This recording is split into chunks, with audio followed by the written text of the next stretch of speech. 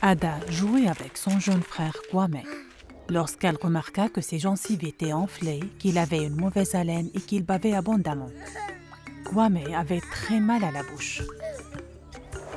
Ada se souvint d'avoir appris l'existence d'une maladie buccale grave appelée Neuma, qui touche principalement les enfants âgés de 2 à 6 ans, en particulier ceux ayant déjà souffert de la rougeole ou du paludisme.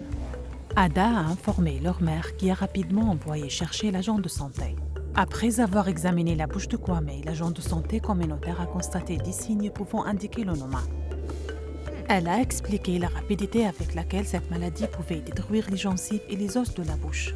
La mère de Kwame a pris peur. Elle se souvient que les villageois attribuaient les décès d'autres enfants atteints de la même maladie à la sorcellerie. Elle s'interrogeait sur la possibilité qu'elle et Ada contractent la même maladie. L'agent de santé l'a rassurée en lui expliquant qu'il ne s'agissait pas de sorcellerie et que le Neuma n'était pas transmissible entre enfants ou adultes.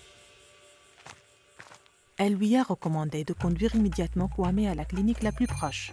À la clinique, l'infirmière a diagnostiqué le Neuma et a entamé le traitement de Kwame avec des antibiotiques. Elle a également donné des vitamines à Kwame pour renforcer son système immunitaire. Pour prévenir le Neuma, l'infirmière a expliqué à la mère de Kwame comment adopter une alimentation variée et équilibrée, riche en fruits, en légumes et en protéines nutritives.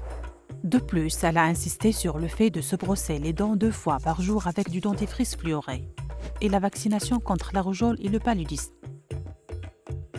Le lendemain, Ada a partagé avec sa classe comment elle avait contribué à sauver la vie de Kwame, en détectant les symptômes du Neuma et en sollicitant de l'aide le plus rapidement possible.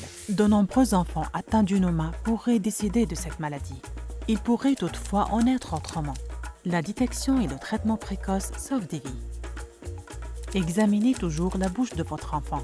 Si vous observez quelque chose d'inhabituel, rendez-vous immédiatement dans le centre de santé le plus proche.